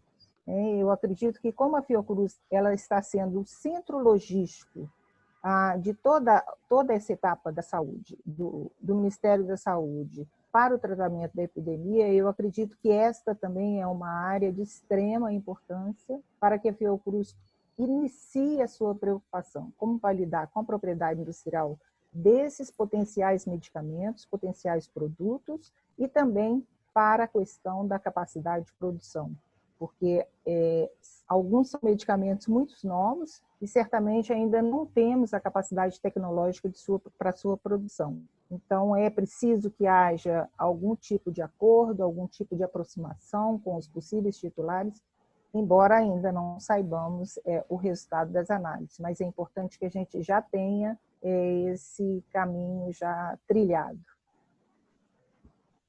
Tinha uma outra pergunta que era muito mais de curiosidade, não é muito da minha área, que era a questão que eu vi uma publicação sobre estudos de mapeamento genéticos de pacientes que já tiveram Covid e tiveram respostas diferenciadas. Eu queria saber se vocês estão trabalhando alguma coisa nessa linha. Obrigada, acho que falei muito e fiz muitas perguntas ao mesmo tempo. Obrigado, Liane, pelas perguntas e pelas informações também acerca do observatório, do prioritário para a saúde. Isso faz diferença, você sabe, né? Uma situação dessa, eu acho mesmo que as nossas instituições estão funcionando. Sejam instituições políticas, mas as nossas instituições técnicas, né? INPI, Anvisa, Fiocruz, Inmetro. Com certeza. Tem que estar todo mundo acionado, e eu acho que o Brasil é, nesse ponto, felizardo de contar com uma estrutura dessa. Vamos lá, eu esqueci de responder uma pergunta da Ana, vou aproveitar e deixa. Ana, a gente está trabalhando com intervalo entre 70% e 80% de soroconversão como uma vacina boa para esse momento. Boa. Sem saber ainda, né, porque só vai ser revelado pelos estudos clínicos e de acompanhamento de mercado, quanto tempo uma vacina poderá imunizar uma pessoa. Se vai precisar de revacinações anuais, como a influenza, ou se imuniza por mais tempo. Isso aí a gente está aprendendo, né? Está aprendendo, não. Vamos aprender agora com os estudos Training clínicos. on the job. É isso. É um desafio imenso. Claro. Mas, enfim. Tá bom. Questão aí do... Eu vou até fazer um comentário geral. Eu estava conversando com a Ana antes da audiência, afastado dessas questões de biotecnologia, da área de produção, que é a área que eu mais gosto, mas por situação lá da Fiocruz, eu estou mais na área de gestão. Mas é uma área que me apetece muito. E um dos assuntos que eu tenho acompanhado no Sobrenadante, sem me aprofundar muito, é a discussão de tratar os medicamentos comprovadamente eficazes contra a Covid, assim como as vacinas, como bem público, né? E, portanto, livres de qualquer tentativa de proteção que pudesse afastar os países sem capacidade de produção ou de uma coisa dessa natureza ter acesso. Eu penso que acho que é a França que está capitaneando isso lá na OMS, mas eu acho que vai ter que ter uma concertação complexa muito grande. Eu acho que vacina é mais fácil do que medicamento, que a própria vacina, o seu espírito, já tem algo como bem público e vai e volta sempre sem se afastar muito desse conceito. A Fiocruz, Leila, tem a tradição de respeitar patentes, né? Sempre tivemos. Eu não me lembro da gente ter tido nenhum litígio até hoje e que a gente tem que reflita alguma situação em que a gente tem infringido um direito de propriedade industrial. E, portanto, boa parte da nossa estratégia de inovação, eu diria a maior parte da nossa estratégia de inovação, ela se assenta justo sobre acordos de transferência de tecnologia, acordos de know-how, acordos de... Enfim, sempre respeitando patentes e, com isso, constituindo a nossa base tecnológica de hoje, né? Eu diria que com o grau de afastamento que eu estou hoje, mas com chance de acertar, eu diria que a maioria das plataformas hoje relacionadas aos produtos que estão em jogo aí, inclusive do Estudo Solidarity, poderiam ser absorvidas pela Fiocruz, tá? Justamente por conta da sua trajetória de incorporação tecnológica de produtos mais contemporâneos. Eu diria que nós organizamos toda a nossa área de produção de biofármacos a partir de incorporação tecnológica, via acordo de transferência de tecnologia. A nossa carteira de vacinas foi modernizada por conta disso. A nossa área de diagnóstico e a nossa área de medicamentos também. Eu diria que nós estamos justamente na transição de equilibrar melhor isso e ter o nosso próprio desenvolvimento autóctone, que vai ser permitido justamente por conta do domínio tecnológico e industrial que a gente tem nesse processo. Quem domina tecnologicamente esse processo, sobretudo industrialmente, tem o seu esforço de inovação facilitado. Então, eu não sei, na área de medicamentos mesmo, de base farmacêutica, se a gente teria todas as condições para qualquer que fosse o medicamento. Mas na área de biofármacos, com certeza, porque a gente está com uma estrutura bastante flexível de produção, com várias células, com vários sistemas de expressão celular prontos, tanto para vacina quanto para biofármacos lá à disposição. Então, assim, a minha linha é essa. Eu particularmente defendo, a Fiocruz ainda não se posicionou oficialmente quanto a isso, mas eu sei que se for se posicionar, se posicionará na direção de que a gente tenha um tratamento de bem público para esses produtos que tratariam ou preveniriam a Covid. Tá bom? O que mais que eu posso dizer aqui? Questão do mapeamento genético, né? Então, as coisas vão se juntando, né? E a pandemia, se tem alguma coisa positiva nela, se a gente pode dizer dessa maneira, ela acaba acelerando o que a gente estava fazendo em ritmo normal. Desde a gestão do ex-ministro Mandetta, a gente já estava organizando um grande programa de genética no Brasil, né? Nós viajamos juntos, inclusive com o ministro, para a Inglaterra, para conhecer lá o sistema inglês de monitoramento, de mapeamento genético da sua população, com desdobramentos tanto para a formulação de novas drogas, cada vez mais na linha da medicina de precisão, né? Quanto também para informações para o sistema de saúde, informações epidemiológicas para o próprio sistema de saúde. A gente já tem essa preocupação há alguns anos, muitos anos eu diria. Tem artigo do BNDES já refletindo essa preocupação de como o Brasil incorpora uma tecnologia que para mim é inexorável, ela está chegando firme e forte, que é a medicina de precisão, mas que a Fiocruz a chama de saúde pública e precisão, que é um super desafio, super, um sistema único de saúde, incorporar drogas customizadas por paciente, do ponto de vista econômico, enfim, do ponto de vista do próprio sistema. Por conta da pandemia, o nosso hospital lá vai fazer um estudo genético dos pacientes lá, tá? Mas eu não sei o que vai revelar. Aí, tanto por falta de conhecimento, mas eu não sei. Essa doença está se manifestando muito particular, né? E ela dialoga com cada indivíduo de forma diferente, embora haja padrões comuns, ela está buscando lá nos nossos sistemas imunológicos coisas, características que a fazem passar sem sintomas, mesmo por pessoas com comorbidades importantes, vão testar e já estou com a cicatriz imunológica e não tive nem coriza. E outras pessoas saudáveis terem complicações e, às vezes, infelizmente, chegar até óbito. Então, acho que esse mapeamento genético vai nos ensinar muito e é uma frente que a Fiocruz está abrindo também. Aliás, faz parte da nossa proposta para reforço do nosso sistema de vigilância epidemiológica, o componente genético entrar forte nisso. Tem que entrar, nós já estamos atrasados. O Brasil, inclusive, é alvo de interesse mundial sobre sua característica genética da população, porque talvez seja o país que mais mixigenou. Aqui todo mundo namora e casa com todo mundo. Então, nós temos uma riqueza genética fabulosa que nenhum país do mundo tem, nem os que miscigenaram também. Então, quando eu estive conversando com outras pessoas, de outros laboratórios, outros países sobre isso, todo mundo tem interesse, inclusive, em apoiar atividade dessa natureza no Brasil, mas acho que o Brasil consegue colocar em movimento e a pandemia nos abre essa oportunidade, essa janela de oportunidade para tal. Obrigada, Okay? Mário. Liane, super obrigada aí pela sua intervenção.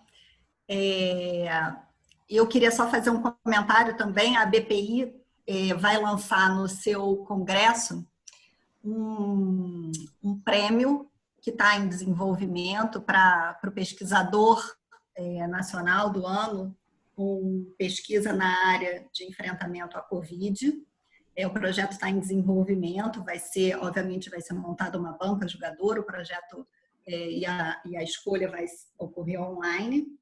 E durante o evento, então, durante o Seminário Internacional da BPI, vai ser apresentado o projeto de pesquisa considerado como mais inovador.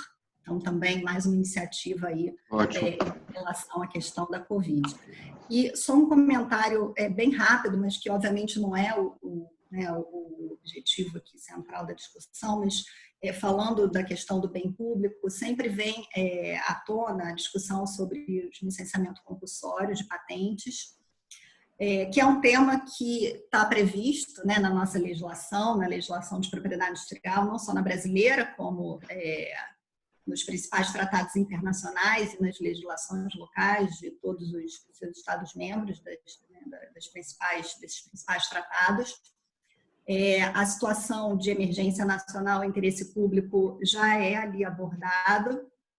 Atualmente, inclusive, existem até alguns projetos de lei tramitando com essa discussão, mas até o entendimento da BPI é que não haveria necessidade desses projetos de lei, porque essa matéria já é bem discutida, não só no artigo 71 da LPI, como também nos dois decretos relacionados ao tema, um de 99 e outro de 2003. E também a BPI entende que é uma questão realmente relevante, que precisa haver uma integração muito próxima entre a iniciativa privada, governo, universidades. É um projeto conjunto de desenvolvimento. É difícil a gente falar em desenvolvimento e inovação sem que haja segurança jurídica, sem que haja proteção pelos ativos de propriedade intelectual, porque senão realmente fica inviável do ponto de vista financeiro o desenvolvimento de um projeto ou a atração das empresas em correr o risco financeiro de desenvolvimento de um projeto sem que haja uma perspectiva de proteção. Mas, obviamente, a gente está tratando aqui de uma situação que é única, um caso aqui estamos tratando de uma pandemia que vem aí com questões excepcionais e urgentes, e que tem que haver aí um balanceamento entre essas questões. E a própria questão do licenciamento compulsório, que é importante também que a gente diga, não é uma expropriação do direito do titular da patente. Na verdade, um licenciamento que acontece em base não voluntária e dentro de uma razoabilidade de valores quando a gente está tratando aí do licenciamento. Então, enfim, queria só fazer esse ponto aqui também. E agora estamos aqui na tela com o Jorge Ávila, nosso colega também, já foi presidente do INPI, coordena a nossa comissão aí de Direito Empresarial da BPI. Bem-vindo, Jorge. Olá, Ana. Eu queria inicialmente parabenizar a Fiocruz, acho que o esforço tem sido maravilhoso, e ao Mário pela explanação, muito obrigado, acho que a gente pôde aprender muito aqui durante a tua fala, e parabenizar a BPI por ter feito esse encontro acontecer, que eu acho que está sendo esperado por todo mundo, entender um pouco melhor o que está acontecendo, e para isso está sendo muito bom. Eu preparei uma pergunta, Mário, alguns aspectos dela você já comentou, mas se você puder dar uma fechadinha para mim, arrumar, especialmente do ponto de vista da participação das empresas. Então, eu vou ler conforme eu formulei e aí você responde como você quiser, tá bom? Assim, apesar do grande esforço para chegarmos a uma vacina brasileira, parece provável que venhamos a precisar de vacinas desenvolvidas no exterior. Se viermos a precisar de fato, quão fácil será obter tecnologias para produzir essas vacinas no Brasil? Bastarão a licença, os recursos financeiros para isso, ou há obstáculos de natureza técnica, acesso a insumos e outras dificuldades que vamos enfrentar? As empresas brasileiras privadas serão convidadas a participar desse esforço e vão ser apoiadas para obter as licenças e fazer os investimentos, ou isso vai ser inteiramente a cargo das instituições públicas? Vai haver incentivo para que as próprias multinacionais que venham a desenvolver medicamentos e vacinas instalem e invistam em fábricas no Brasil ou não? Jorge, se eu puder acrescentar, eu acho que a parte, né, de impostos, a parte fiscal, eu acho que é também uma questão tão relevante, não é? Quando a gente está falando aqui... Incentivos, que a gente sempre pensa primeiro o BNDES e a FINEP, né? Mas a gente também incentivo fiscal, né? Sabe que a tributação sobre medicamentos no Brasil é muito alta. Né? Então, não sei se o Mário tem resposta para isso tudo. Por favor, Mário, sente à vontade o que você tiver já tido a oportunidade de conhecer e discutir. Se eu não tiver resposta, eu divido contigo dúvidas. Eu vou começar do licenciamento compulsório, né? Já para dialogar com a resposta de baixo. Né? Eu acho que numa situação que a gente está hoje, da premência, né, da gente produzir logo, seja o medicamento, seja a vacina, o licenciamento compulsório não ajuda tanto. Por quê? Eu vou falar isso a partir da minha experiência na área das biotecnologias, não da área de produtos de base farmacêutica, porque a gente não consegue produzir um produto de base biotecnológica apenas com sua fórmula. Tem que ter mesmo a transferência de tecnologia, a transferência de conhecimento, senão a gente vai ficar tempos e tempos discutindo protocolos de produção para poder mimetizar aquelas condições e, geralmente, produto biológico, os ajustes são muito finos e a gente não consegue chegar ao resultado final. Eu digo assim, que eu conheço, é até uma estratégia de proteção. As pessoas vão botando em cada parâmetro de produção, ó, tem que elevar a temperatura lá do bioreator entre 80 e 100 graus.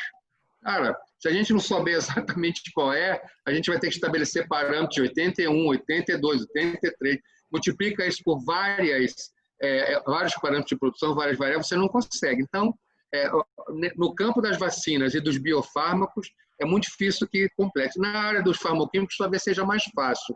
Mas como o Brasil, basicamente, né, estou exagerando aqui, sendo até severo, a indústria farmacêutica depende muito de insumos importados, bastaria mesmo a gente ter acesso aos insumos para produzir, né? Não teria tanta dificuldade. Agora, vamos lá. Vacinas brasileiras versus vacinas no exterior. Nós temos vacinas brasileiras promissoras, 2 pelo menos, né?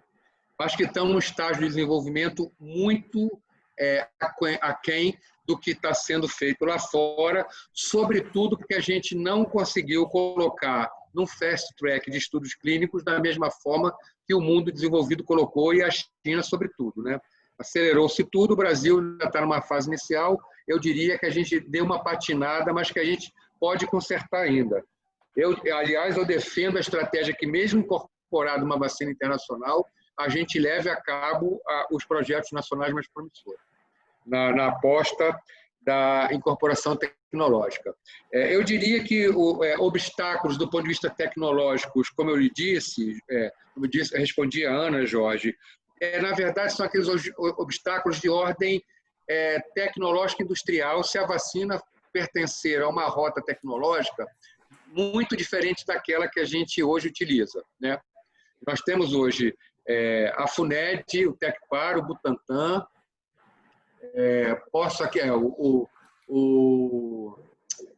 a Fundação Ataulfo de Paiva, temos a Libes, temos outras empresas que montaram estrutura para produzir biofármacos que, num esforço coordenado, poderiam entrar num consórcio de produção. Tá? Lembrando que nós temos 2 problemas na produção de vacinas. Um é produzir o IFA, né?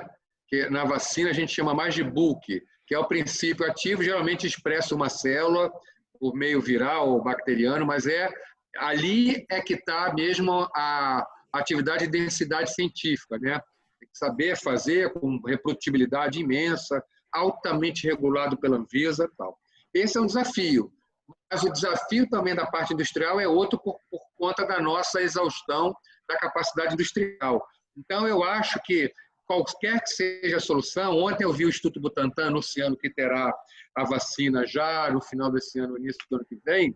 Eu vou dizer, independente do barrismo Flamengo e Corinthians, eu estou torcendo para que eles cheguem de fato à vacina.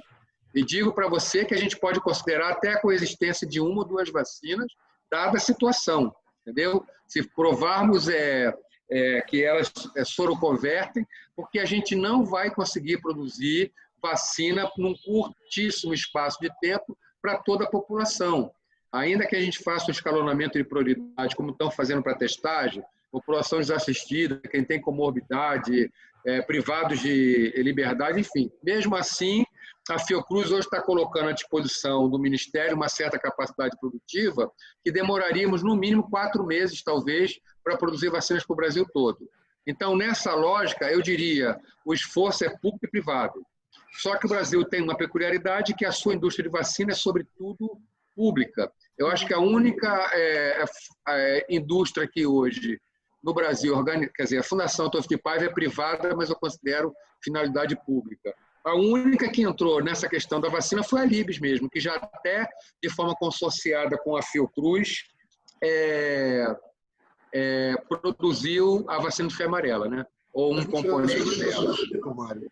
As multinacionais não têm participação na produção de vacina? Não tem. Nenhuma multinacional se instalou ainda no Brasil para produzir vacina. Nenhuma. O Brasil tem essa tradição de concentrar no público mesmo. Perdão, Jorge. É possível pensarmos em incentivos para atrair a produção da vacina que venha a ser desenvolvida para o Brasil? Eu acho que vai ter que ser assim. Só que o fornecedor, por exemplo, você tem uma ideia, o desenvolvedor, como a Ana falou, da vacina mais promissora, eu não sei se a Ana estava se referindo a essa, é o da Universidade de Oxford. Não tem capacidade de produção. Passou para a AstraZeneca, que não produz vacina, que está procurando laboratórios no mundo para produzir vacina, entendeu? Então, mesmo se a gente chegar a um acordo com a AstraZeneca, ela vai ter que se debruçar na capacidade industrial do Brasil, entendeu? A gente não conseguiria organizar numa escala... eu estou falando de 6 bilhões de doses de vacina em 3 meses. É isso, grosso modo, o esforço. Ninguém tem no mundo, a não ser que pare a produção mundial das outras vacinas. Vamos todo mundo produzir, acho que seria um desastre do ponto de saúde pública também, por causa da reemergência das vacinas imunopreveníveis. Então, eu acho que o esforço é com o privado, não tenho dúvida nenhuma. O Brasil, se quiser ingressar no rol dos países que rapidamente vai produzir a vacina, vai ter que ser em parceria com o setor privado. Só não vai ser em parceria industrial, pura e simples. Terá que ser parceria tecnológica, entendeu? Sim, porque é um desafio adicional, mas eu acho que a Fiocruz hoje tem condição de enfrentar isso e ajudar, não tem? A gente já tem tradição nisso, a gente já faz acordo de... A vacina de febre amarela foi um grande acordo de transferência de tecnologia com o Instituto Fillen de Cuba, patrocinado pela Fundação Rockefeller. Depois tivemos uma grande história de sucesso na década de 70, que agora estão aí revivendo essa situação da epidemia de meningite. Foi uma super cooperação com o Instituto Pasteur. A Pasteur, Merrier, tinha um nome, eu não me lembro da configuração à época, se era Pasteur, Aventis, mas fizemos um acordo e a partir daí a gente faz acordo com todas as grandes produtoras de farmacêuticas do mundo hoje, tem um grau de cooperação tecnológica com a Fiocruz. A gente é bem largo no espectro de cooperação. Eu acho que a dificuldade mesmo é se vier a vacina. Nós temos 2 vacinas que são bastante promissoras também, vindas de tecnologias que não são as tecnologias tradicionais, que são as vacinas de DNA e as vacinas sintéticas, Moderna e Emergex, por exemplo. Essas 2, se vierem, a gente vai ratear um pouco até ganhar musculatura industrial para produzir. Mas já temos alguma base tecnológica para isso, mas vai demorar um pouco mais. Ao passo que, se vier uma vacina tradicional, ou não tão ortodoxa, como essa de adenovírus de macaco, essa a gente tira fácil. Nós e o Butantan também, eu diria. O Butantan tem tradição em vacina viral já. Então, quer dizer, o Brasil tem isso, cara, que a gente às vezes não valoriza, que é essa base tecnológica aí que difere o Brasil de qualquer país do mundo. A gente é quase autossuficiente de vacina, estamos batendo no teto, mas tanto o Butantan como a Fiocruz estão aí com grandes investimentos para ampliar a produção. Não, muito bom, Mário. E realmente, nessa parte de vacina, realmente eu acho que a gente tem uma tradição incrível e acho que uma experiência enorme da Fiocruz em celebrar esses contratos de transferência de tecnologia. que é também um passo super importante e relevante. Então, acho que, né, o cenário se fecha, né? Acho que a gente consegue completar ali o ciclo. A inovação, parte de produção, a parte logística, como você falou, que pouco eu acho que tem sido comentado na mídia, mas que é um ponto super relevante, né? A questão logística de entrega, de chegada, não só de vacinas e medicamentos, mas dos testes de diagnóstico que precisam chegar onde tem que chegar, efetivamente. Mas eu queria, antes de encerrar, a gente vai ter que encerrar, que o nosso tempo já se esgotou. Eu queria perguntar, Zé Eduardo, você gostaria de fazer algum comentário final aqui, antes da gente encerrar? Então, eu gostaria de parabenizar o Mário, agradecer pela presença dele, pela explanação. Parabenizar também a Fiocruz pela visão empresarial, de já, independente da pandemia, pelo que você falou, Mário, já estava vislumbrando e está vislumbrando de construir uma instalação industrial lá no complexo de Santa Cruz para aumentar a produção de vacinas, enfim.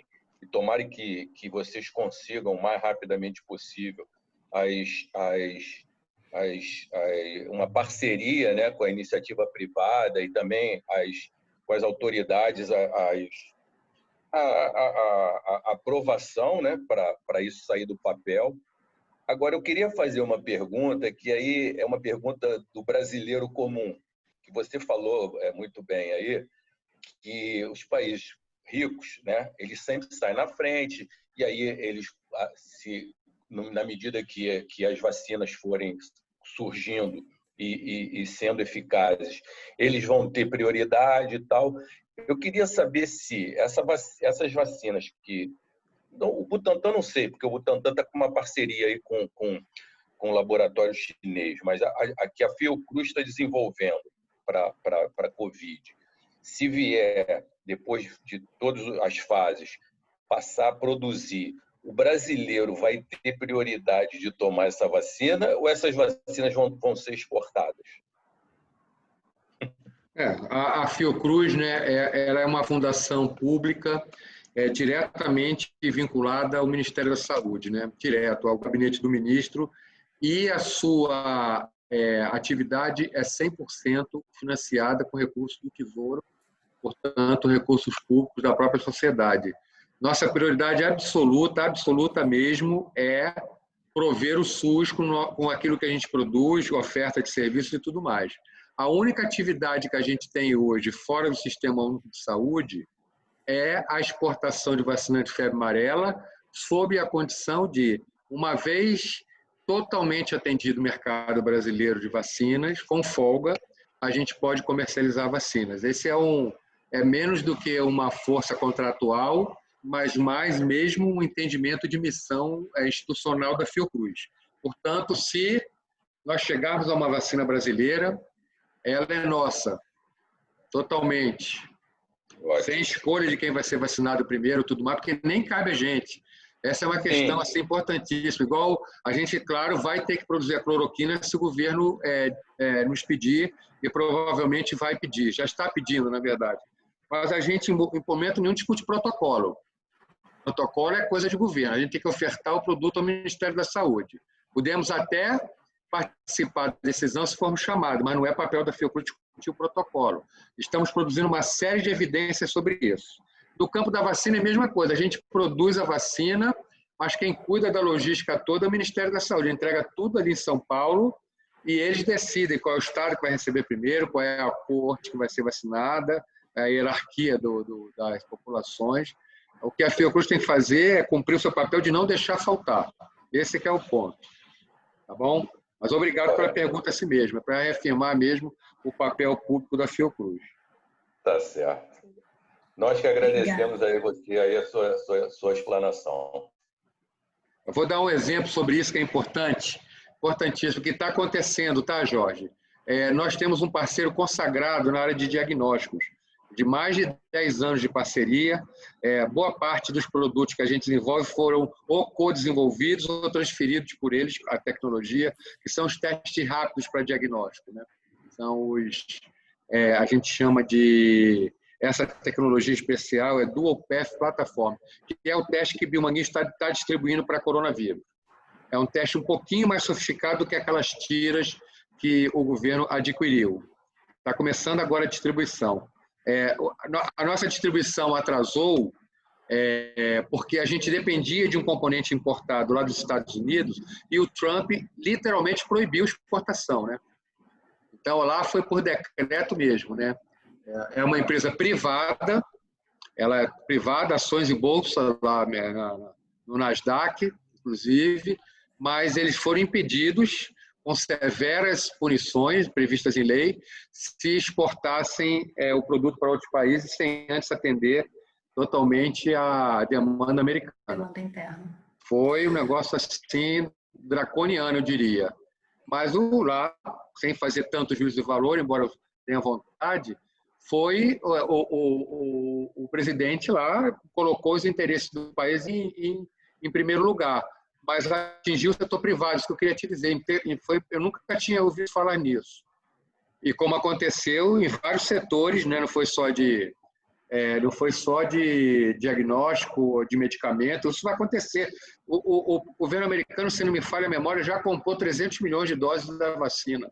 Eu não sei se foi da AstraZeneca ou se foi da Moderna. Já comprou. Eles fizeram um fundo, né, Mário? Já autorizaram. Eu mencionei isso, mas passei de passagem. A gente está cogitando, claro que isso é uma decisão do Ministério da Saúde, da gente antecipar a produção também, mesmo que tenha que jogar fora a vacina, sabe? A situação é essa. Interessante.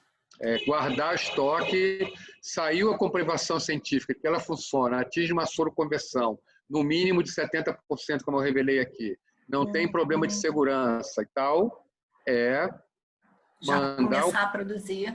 Exatamente. E aí, interrompendo uma das linhas, como você provavelmente falou, a gente vai interromper uma linha de biofármacos, provavelmente. E provavelmente vamos acionar também, aí, mais do Ministério da Saúde, a nossa capacidade nacional de produção, né? O Ministério tem isso mapeado, como eu disse para vocês. Hoje eu diria que a dificuldade grande é na parte industrial mesmo, do que a gente chama de invase de vacina, né? É colocar a vacina no frasquinho, tá? Em condições limpas e tal. É isso.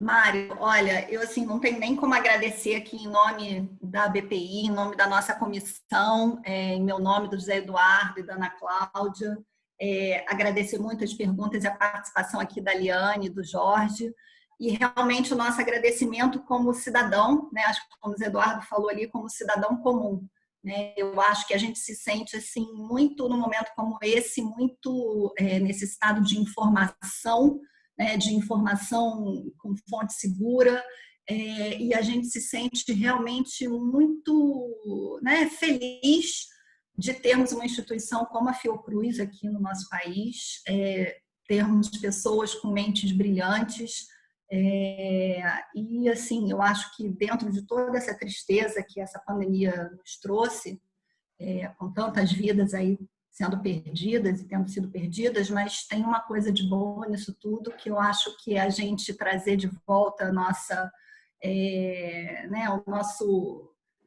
as nossas instituições nacionais aí voltando a estar em voga e sendo tão bem discutidas e se posicionando tão firmemente e dando respostas tão rápidas, se mobilizando, criando cenários e alternativas diversas, saindo da caixa mesmo, né? Pensando fora da caixa, querendo trazer soluções e vendo oportunidades dentro de toda essa dificuldade para a gente construir um futuro melhor, né? E pensando em inovação, fazendo com que as empresas de base tecnológica vejam oportunidade no desenvolvimento, a importância em estarem conectadas com o desenvolvimento, com o Sistema Nacional de Inovação.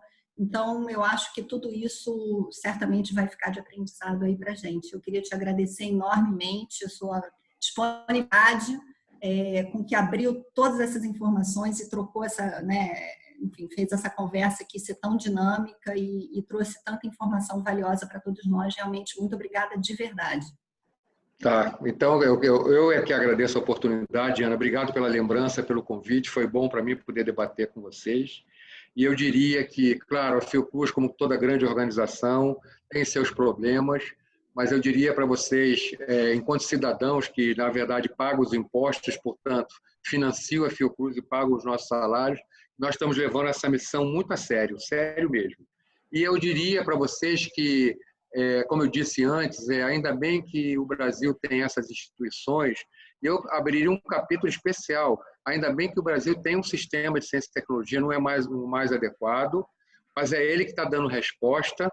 E num tempo de terraplanismo, né, a ciência voltar a ocupar o seu espaço, a percepção da população quanto à importância da ciência é muito bom para a gente. O nosso Parque Científico e Tecnológico, nosso Instituto de Ciência e Tecnologia, as nossas universidades são um patrimônio da sociedade, por muitas vezes desrespeitados, relegados ao segundo plano, mas eu acho que, de novo, se a gente puder extrair alguma coisa de boa dessa situação que é gravíssima e triste, 40 pessoas morrendo, é que a ciência passou a ser respeitada de novo, mesmo por aqueles que ainda estavam céticos, por tantos sinais dúbios que a gente recebe quanto à importância da ciência. Eu paro por aqui, então. Eu desejo a vocês um grande abraço. Recomendo que todos vocês se cuidem, tá? E que, cuidando de vocês estão cuidando de todo mundo ao redor. Tá bom? Um grande abraço para vocês e até a próxima. Obrigada, Mari. Obrigada, Érica, por organizar tudo isso aqui para a gente.